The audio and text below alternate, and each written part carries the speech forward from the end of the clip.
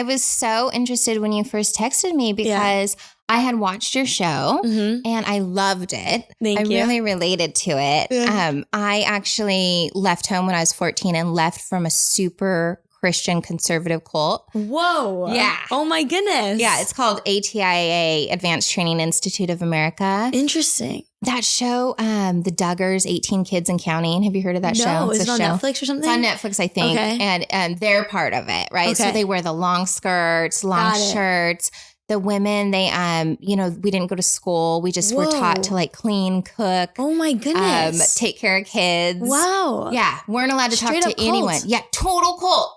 I learned in college in my psychology class as they like had check boxes for cult. I was like, oh my God, I just checked all the boxes. Whoa. I was definitely in a cult. That's crazy. Yeah. Yeah. So no outside world. Like we didn't get to watch movies or read magazines or listen to music. Were you told that you were like the chosen people for like having totally. Okay. Totally chosen. Yeah.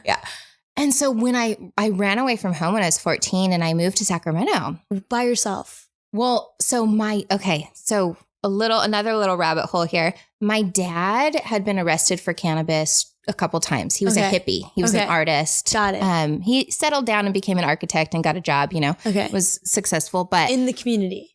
No, before. So this is before. My parents got divorced when I was 3. Okay. So my parents, I was actually born at home. They were hippies. Okay. That's where I started out, like totally in hippies. Sacramento. In Florida. Okay. Oh, wow. Okay. In St. Augustine, Florida. Okay. And so, but they split up and my mom went the super Christian cult. Oh, shoot. Yeah, she married a lawyer, judge, and they got like deep into like the Christian thing. Okay. And they basically told the courts that my dad was a drug dealer and a drug addict because he was arrested for cannabis a couple times. Yeah. Because he was a Vietnam vet and he was using it for PTSD and he was a hippie. And so I wasn't allowed to see him at all growing up. It's terrible. Yeah, it was, one of the reasons I'm so passionate about parental rights and a lot of the work I do.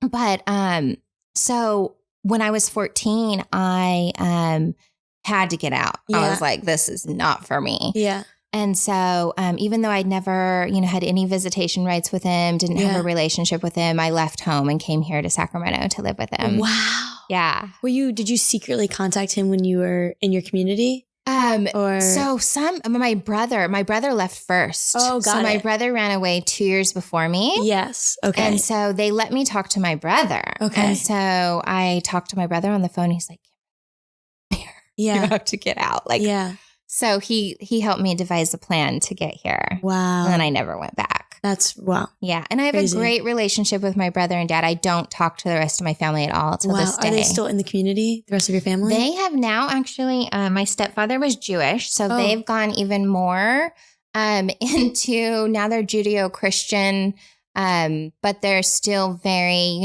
conservative, Christian. And we just, we don't have a relationship. Yeah. But the feeling, there was something you said, like, how sometimes people were like, well, okay, so for me, people in high school, so I went from that cult, like no outside world, to like public high school. Like, oh yeah. And straight up like. That's crazy. It's culture shock, like 1800s to 21st century madness. Totally. Like what is a Twinkie? Like just such utter confusion. I totally can understand. And I would always be called stupid white girl. Stupid white girl Because I literally was a stupid white girl. I'm like, fit the bill completely. What is Club Penguin? I don't know. I totally get that. And so I remember one time one of my friends, San Joseph, he saw my manuscript at high school and he's like, oh my God, Kimberly, you're so smart. I didn't know you were smart. We all thought you were so stupid. Wow. I'm like, because I don't know anything about popular culture. Right. Yeah. So it took a few years to, get with it. That's so, my friends at Stanford, they actually made a presentation for me on, this is a meme, this is Vines, this is Club Penguin, this is Sims World. These are the songs of this time that you should know. You should know these songs, and they like played the songs for me because like Same thing of like just no pop culture whatsoever. Yeah. I was stupid white girl too for a long time, so I totally get it. I would secretly write down things that I didn't know what people were talking about and then just Google it later. That's smart. See, Google wasn't around when I was growing up. You didn't have Google. So it was like really bad. Yeah, you can't really go to a library and learn about like current pop culture. You kind of just have to know. Well, I hear that. That's tough. A rich man's world. I have turned the song. Okay, so we can start. Okay. Yes, Kimberly, thank you so much for agreeing to come onto my podcast super last minute. I just texted you from a random number and I'm like, hi, this is Miriam Haart. Would love for you to come onto my podcast. And you were like, oh, I know who you are. And you just said yes. So thank you so much. Do you actually want to share what you shared with me over text message when I first texted you? Yeah, it's so funny because once I heard the name of your podcast, I was like, I have to do it. This is my whole business plan. Yeah. The day before I was driving and I called my business partner and I was thinking about, things I could have done differently over the last 5 years as I've continued to grow these businesses. And I was like, I would have done this differently. And I was like, but I didn't really have a strategy when I started. I didn't have a plan. I didn't know we were going to experience all this success or it was going to grow this fast. Right. And she's like, yeah, our whole strategy was to just fake it till we made it. And I was like, yeah. That's awesome. That's it. Yeah. So just to tell my Faking It fam who you are a little bit, you are the CEO of your own dispensary company, a medical dispensary company too. And so your whole story is really incredible. You went to undergrad and you studied cellular and molecular biology, and then you started working in, what was it exactly? Like muscle massaging therapy, or what's the homeostasis? What is it? Well, I started studying holistic medicine, a variety of holistic medicines, Reiki, yoga. I was a certified personal fitness trainer and started studying herbalism. And that's how I got into cannabis. Yes. And cannabis as medicine. Right. And, I was going to Humboldt State University. Yes. So, of course, I was growing cannabis. Right. For those who don't know, Humboldt is where so much weed from California comes. Right now we're in Sacramento, which is also like, even me, this was my first time in Sacramento, and even just driving around seeing like women that look like cannabis flowers just like graffitied onto the walls. And I'm just like, yeah, we're in Sacramento. Yeah, they don't call it Sacktown for nothing. Oh, there we go. That's awesome. So I started studying about natural medicine. And at that point, it was 20 years ago, natural medicine was much more repressed than it is today. Okay, cool. It's really started to become mainstream in the last 20 years. I credit that to the internet and people taking control of their body, their health, and their well-being. And so natural medicine's really on the rise. But when I started studying it, I started studying about the repression of natural medicine, which has occurred over the last 100 years in the U.S. Yes. And part of that repression was cannabis. Cannabis is just an herb. Right. But it was repressed and stigmatized. And I started studying about the health benefits and I was like, there's something to this. Yeah. That's really interesting that you say that, because even with other drugs too, like Molly and LSD and all these things. So right now there's kind of a rebirth of studies that are being born out of this. And what I've actually read recently was that there was all these studies done pre-1950s that were just kind of hidden and put away in the corner where nobody was able to access them because the US government was trying to hide that they did research on these things when it was considered stigmatized at a certain point. And so I'm assuming weed has a very, like cannabis has a very similar story and trajectory, that maybe there was some research done at some point and then all of a sudden it became stigmatized and wrong. And now you're discovering through your research that it's actually has all these benefits for people. Yeah. It was actually one of the top 3 medicines in the U.S. up until the early 1940s. Wow. It was in the U.S. pharmacopoeia. And when it became illegal in 1937, the American Medical Association spoke up in Congress and said, please don't make this illegal. It actually has many medical benefits. Right. But it became illegal due to actually competing business sources. So hemp, cannabis, same thing. It's all the same. It's all the same plant, cannabis plant. Yeah. It just has different components or cannabinoids in it, depending upon what the classification is or the legal term, hemp or marijuana. And it was competing against timber, cotton, the petrochemical industry, the pharmaceutical industry, and the alcohol industry. And so all those industries were like, this hemp thing over here is really, if we knock it out, it helps us all. Right. And so there was kind of a, conspiracy to put out a lot of propaganda to stigmatize cannabis as an evil plant. What were the other plants that were like wanted to win over the American public? Like, what was it competing against? So it was competing against timber. Okay. Because hemp it was one of the top. I mean, we made all of our paper, all of our clothing, all of our rope out of it. Okay. Out of hemp. Out of hemp. Interesting. And now that's not the case? Not the case anymore. Okay. And so timber, which is what is that? Another timber, plant? It's woods. It's just wood. The woods.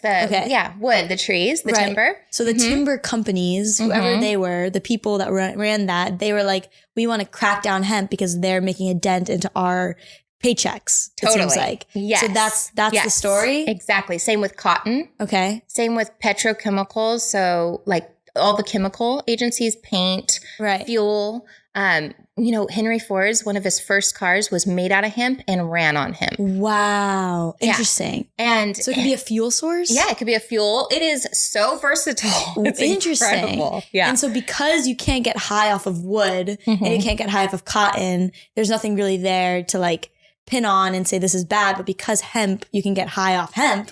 Was that kind of a way for these other companies to be like, oh, this is bad for you and this shouldn't exist? Yes, that was it. And they played on, if you look into it more after this, you'll be super interested in it and you start to go down the rabbit hole, right? Right. And you'll find out that, it was really messed up the way that they used the propaganda because they really preyed upon the racism that was occurring at that time here in the U.S. Okay. And they said all kinds of horrible things that I don't necessarily want to go into, but, marijuana or cannabis will,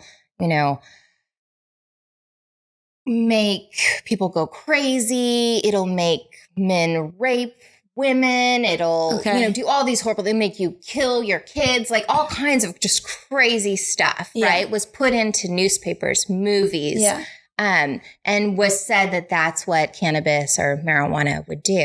And so it really incorporated fear and stigma and racism and made people believe those things because they were told that over and over and over.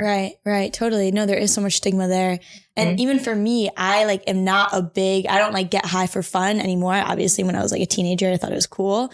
But now I use it medicinally for sleep. If there's a night where I get very anxious and I just can't sleep, I have pills, literally weed pills that I take just to help me fall asleep and be calm to be able to do that. Yeah. So what is that noise?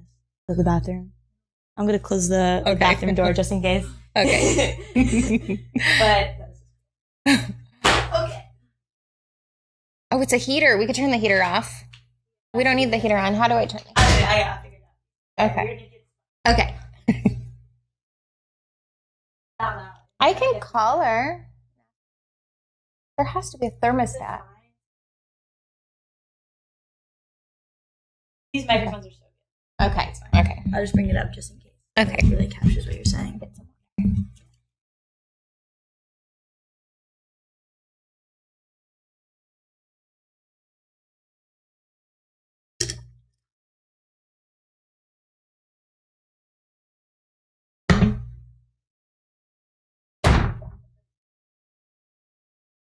Okay. I can work post. All right. Okay. What were you saying? I forgot. Okay. So we're talking about we're talking about this. You were saying how you use cannabis medicinally. Right. Yeah. Okay. Yeah. But there is still, I use it medicinally for sleeping to help with anxiety or things like that. But yeah, there is still so much stigma. What has been some of the ways to fight the stigma? Because I know after you found some of the health benefits, you started doing some things, but more generally and then personally, would love to hear your thoughts on that. Yeah, absolutely. So I have been on a mission my entire life. I've dedicated my life to cannabis and Yes. to, freeing the plant, reducing stigma. Yeah. The main reason I've done that is because it is a medicine. Mm-hmm. So I'm not going to dedicate my entire life to helping people get high, right? Like, I did really well in college. I could have done anything. I'm not going to do that. So, but I absolutely decided that I am going to dedicate my life to helping people heal naturally. Interesting. And cannabis is a non-toxic medicine. It can be used for a variety of symptoms, to treat a variety of symptoms, which cover a variety of illnesses and disorders. And it was actually, I was tasked with interviewing patients like we're doing here. Right. I worked at a dispensary right out of college when I first became an activist, and this is back in the day when they were completely underground. There was no licensing, no regulations. Yeah. Every day we went to work, we had to say, okay, I'm going to work today, and there's a possibility that I'm going to be thrown on the ground with a gun to my head, and I'm going to go to prison. Wow. That could happen to me today, and it's happening down the street. It's happened to many people I know. Wow. But we woke up every day and we went to work anyways, because for me, it was because when I was tasked with these interviews of patients to ask them, why are you using cannabis? Is it really helping you? Do you really need dispensaries? Right. Those were really my three main questions. And the reason why my boss asked me to do this is because if she ever got raided, she wanted to be able to tell the feds the truth. Wow. This is why we're doing it. That's crazy. And your boss was a woman too. She was a woman. Whoa, that's so cool.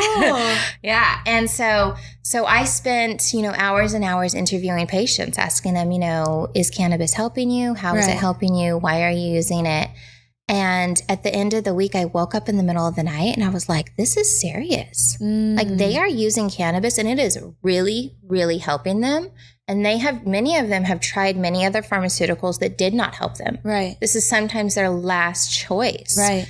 And they need safe places to access this natural herb. Like this is super serious. Yes.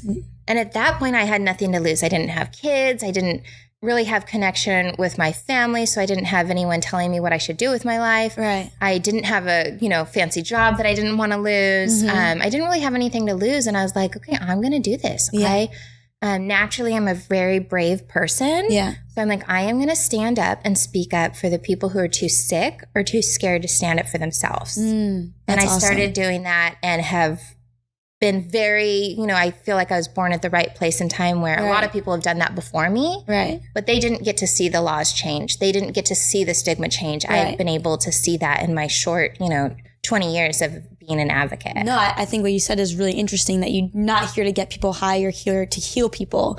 And that idea of using cannabis as purely a means of helping and not a means of let's have fun. That's not talked about at all, like you're saying. And also what you said about just helping in terms of all these different conditions, the sleep thing for me, that I use it medicinally. I have friends who take antidepressants, multiple friends who take antidepressants to sleep, because they can't, and their doctor prescribed a certain antidepressant to help them sleep, which affects them, which they said to me affects them in their day, but if they can't sleep, then they take them.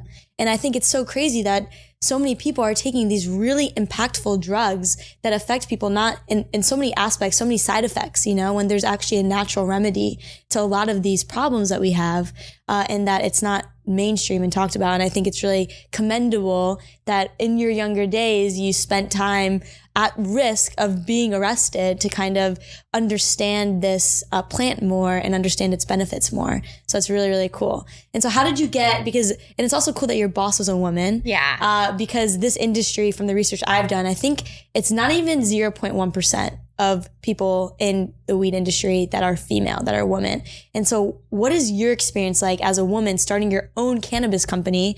Can you talk a little bit about that too? Yeah, it's been a long road. So, we all have our stories about how, I was a buyer at one point. And so for many years where I would meet with the growers and look at their product and decide if I wanted to buy it and then sell it at the dispensary. Okay. And one of the guys was like, oh, you don't know what you're talking about. I want to talk to that guy who is walking by, another guy's walking by that works with me. He has dreads. He has a beard. Yeah. And I'm like, that guy? I was like, that guy didn't have dreads or a beard till he met me. He didn't grow cannabis till he met me. Wow. I taught him how to grow. You need to talk to me. Yes. Like, you know? Yeah, the stereotypes of what a cannabis grower even looks like. Yeah, you're breaking totally. that. Yeah. So it's been a long road. I didn't really experience too much difficulty. I feel I actually was able to kind of work with government easier because for many different reasons, all based on stereotypes also, government officials tend to view me as maybe relatable or just like the kind of good girl look, right? And so I've been able to break a lot of barriers because of that. I feel like I'm less intimidating maybe because I'm a woman. Yeah, that's interesting. But on the other hand, when it comes to raising capital, it has been extremely hard to raise capital. You may know only 7% of capital goes to women in this country. It's 1% now. 1% now. It's 1%. going down. It's really bad. It's really hard. And so I actually brought you this present here. Thank you. And this is one of my company's, Khemia. This is a women-focused brand. Wow. When we started Khemia, there was only a few brands on the market that were focused on women or providing products for working women, mothers who, you know, once again, don't want to get high, but they want to feel better. Wow, I love that. And we've been trying to raise money for Khemia, and it has been so difficult. And I think based on the fact that... so this is your brand? Yeah. Wow, so cool. Yeah. Khemia. Okay. Very cool. I love it. Yeah, we have these rose petal pre-rolls we can smoke later. Yeah, rose petal pre-rolls. All right. Well, I'm driving, so I don't know if I can, but... No, that's illegal. Don't do that.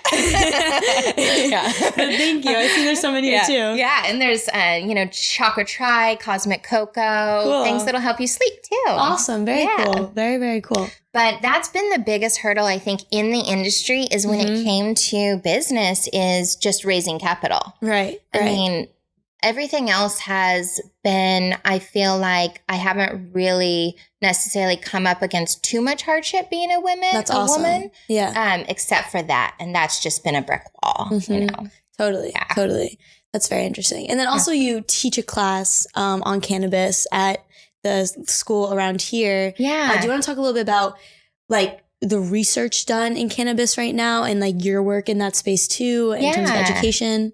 So if you go to the National Institute of Health's website, which is the big conglomerate in the U.S. government that conducts research around the world, you'll see that there's a ton of research on cannabis. There's kind of this idea that there's not enough research, right? We hear that a lot. Well, there's actually quite a bit. Over $100 million go to researching cannabis around the world. Very cool. Is that government funding or It's private? Government funding. Interesting. Very cool. So we as taxpayers pay for that cannabis research. Okay, got it. And there's tons of research going on around the world. I teach every semester. It's coming up, I think, in 2 weeks now for the alcohol and other drugs class, the section on cannabis at Sacramento State University. Cool. And I've been doing that about 8 years now. Wow. And the teacher's also a woman. Very cool. I love that. Yeah, PhD. And she found me, and she's been inviting me back every semester to work with her. Very cool. That's awesome. But the research is continuing to grow in this area. And the cannabis plant is so multifaceted because there's over 100 different cannabinoids, which are the molecules that cause pharmacological effects on the body. Okay, got it. Each of these molecules are different. Okay. And they work on our body in a different way. Got it. And so we have an endocannabinoid system where we have receptor sites, which are kind of like locks. And then the molecules fit into them like keys. Okay. And cause the pharmacological effects, which is makes you sleepy, makes you hungry, reduces anxiety, reduces pain, reduces inflammation, all the different things that come from the different cannabinoids, the different molecules. Got it. And since there's so many of them, there's so much research that can be done. There's currently only about 5 of these cannabinoids on the market and products. Why is that? And it just has to do with breeding. Okay. So over the years, in the beginning, we bred for high THC. Yeah. That was the main thing. Right. Breed for high THC.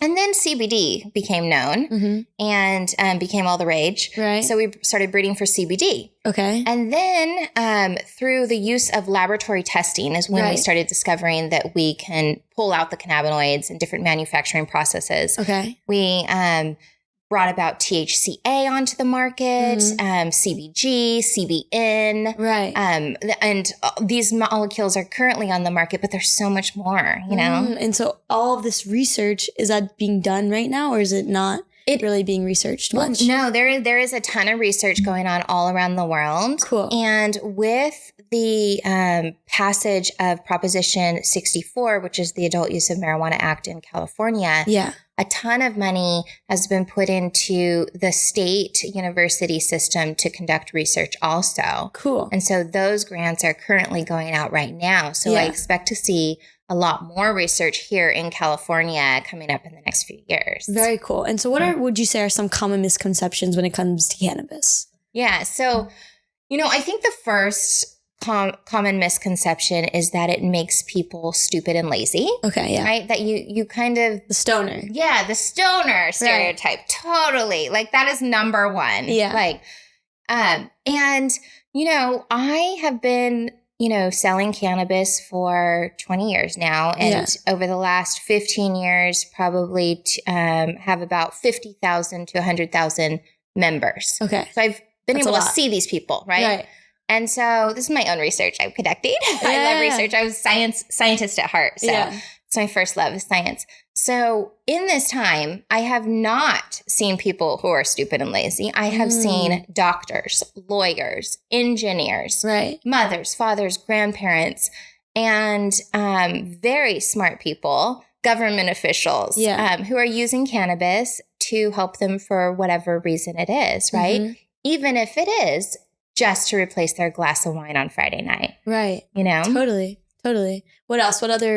And also in terms of the stoner stereotype, isn't that true too? Like, should there be some regulation, do you think, to prevent like 16-year-olds from becoming stoners? Or like, what are your thoughts on how to balance the medicinal benefits of weed with the negative impacts it can have on like kids for the most part? Totally. That's an excellent question. So one thing I want to make sure is like I never come off to say that there are no negative side effects, of course, right? Because there are. Even alcohol, Yeah, totally. So there are temporary negative side effects associated with cannabis, such as decreased motor skills and sleepiness and red eyes. And sometimes it can cause anxiety. And so that's one thing that's temporary. But long-term, cannabis is not physically addictive, but it can be psychologically addictive. Okay. And so 10% of our population has an addictive personality. Okay. So it is important for those people who can easily become addicted to shopping, working out, religion, gambling, whatever the physical video games, whatever the physical addiction is, to be really aware of their personality type. Because cannabis does tend to make people happy. So if someone has that personality where they seek that happiness over and over and over at the detriment to other parts of their life, they need to be really aware of that. Yeah. And as far as children are concerned, I have children, so I don't have teenagers yet, so I'm not fully there, but it's definitely something that we as an industry are constantly working to ensure that children don't have access to it, just like alcohol, right? Because it can cause impairment. And we want and it also, the studies are currently being done about brain development, right? We want our children to be the best that they can be. We want them to be safe in every situation. So we don't want them using alcohol or cannabis or other drugs. And really, up until, the early 20s until the brain is fully developed. So because of that, does that mean that like weed for medicinal purposes for somebody who's still developing their brain isn't the best yet? Or what are your thoughts there? Not necessarily. Okay. So when it comes to medicine, you have to weigh the effects of other medicines. Right. That's true. So our society somehow we go straight for the hard stuff, right? We go straight for the most strongest medicine there is. And if that doesn't work, then we go to the natural medicine. Right? We try all these, Western medicines. And then if that doesn't work, we go to the natural medicine. So what's happening is I am seeing children on our program. I actually run a specific program where I work with parents and educate them on the law and the science of cannabis and work with them through the process for as long as it takes. And cannabis can be much less harmful on the body and the mind than many other pharmaceuticals that these children are prescribed. Oh, interesting. Wow. Yeah. So at that point, the parent really has to look at, what's best for the child. Instead of ADHD medication, just kind of maybe having a little bit of microdosing weed might actually do the trick. And it's very interesting. Yeah. Because ADHD medications, most of them are amphetamines. And I know many children who have. Want to explain what amphetamines are for those who don't know too? Actually, yes. They're stimulants. Right. And so ironically, you give a stimulant to someone who's overactive to help them calm down. Right. And so, children with ADHD, children with cancer, children with epilepsy, children with serious injuries like spinal cord injuries. Yeah. There are, many reasons why a child, why their parent is able to give them medicine for a specific condition. That's cannabis, a very interesting point. Helps. Yeah, that's really, really cool. All right, so I don't want to take up too much of your time, but I have 2 more questions. Yeah. Do you want to tell me a little bit about why you think maybe there aren't so many women in this industry? Yeah, so actually our industry, the cannabis industry, used to be an industry that was looked at as a leader for women. Interesting. We used to have 30% of our industry was run by women. Okay, wow. I did not know that. Yeah, it was a big deal. We were so proud of it. And so what happened in 2016, the Adult Use of Marijuana Act passed. In 2018, regulations came into place. Yeah. And at that point, it was really, really expensive to transition into the regulated market. Meaning millions of dollars. Yeah. I've had to personally raise millions of dollars to be where I am. Yeah. And so many of the women, because raising capital is extremely difficult for women, were not able to do that. And they were not able to transition into the regulated market. And we've seen a huge decrease in women problem. It is. That's the problem. It's an investment problem. That's it. Wow. Yeah. That is the biggest problem for women in our industry is investment. Nobody wants to invest in them. Yeah. However, if you look at companies that are run by women, they're much more successful. If you look at the statistics. Yes. If you literally look at the data, I have a friend who's an investor. He said that his return on female investments, like when it's a female run company, is double. Yeah. And it's the numbers. He shows me the numbers, which is crazy. Yeah. Well, not crazy. Yeah, it's not crazy. So I'm also an employer, right? I have hundreds of employees. I'm personally responsible for about 40 of them. Yeah. And I have what's called an owner incubator program. And so through this program, 25 of my employees over the last, 10 years have become owners of their own companies. Cool. That's awesome. And many of them, the majority of them are women and have gone through the program to become CEOs of their own company. Wow. So at this time we have 12 companies. Yeah. And they're all mostly majority women-owned companies. Yeah. And we have, 7 retail storefronts with delivery, a couple farms, and Khemia Manufacturing distribution, and shared manufacturing, which we just brought in 4 social equity women-owned small manufacturers under our umbrella. Very cool. Yeah. So we're trying to get more women, into that place of power because they really do a very good job, and they give back to their communities, to their employees. Right. Make the world a better place. It's about the matriarchy. Yeah. I'm joking, but it should be because this is incredible. And so the last question I ask every person that I talk to is, how have you faked it? Oh, well, that happens every day. I wake up and I'm like, okay, let's do this again. Yeah. But really, I didn't have a business degree. And so everything I've learned from Google. Yeah. Or from, meeting the right people and becoming friends with the right people and, picking their brains. But really, that was my strategy. So the day before you texted me, I told this story how my business partner and I were on the phone and we were talking, laughing about how, we should have done this different or we should have done this different looking back, and how we really didn't have any strategy. It was just fake it till you make it. Yes. And really, I don't know. It's worked for us because if we would have spent all this time in business school and, you know, just gone into the industry right now, where would we be compared to just waking up and be like, we're going to be successful. Yeah. We're going to put on the fancy clothes and we're going to go to the meetings. And we're going to talk to all the right people. Yeah. And no one knows the difference anyways. You know? So it's kind of, you put on that front for yourself and then you made the reality that you wanted to live in. Yeah. And that's exactly. That's really, really cool. Awesome. Well, thank you so much for the weed and the rose buds and everything that's in here. And I'm really, really happy that we got to chat. Me too. Thank you so much for having me. It's an honor. And where can people follow you or buy your weed or just everything? What Instagram, Twitter, website, whatever's best. Yeah. So buy weed from women. Okay. And you can find me at Khemia Manufacturing, KhemiaMFG.com. And Khemia is actually an ancient Arabic word, ancient Greek word for chemistry and alchemy. Cool. It also has Latin ties to my chemistry, which is, you know, cannabis is all about an individual experience. Very cool. So, and then also just Kimberly Cargile on Facebook.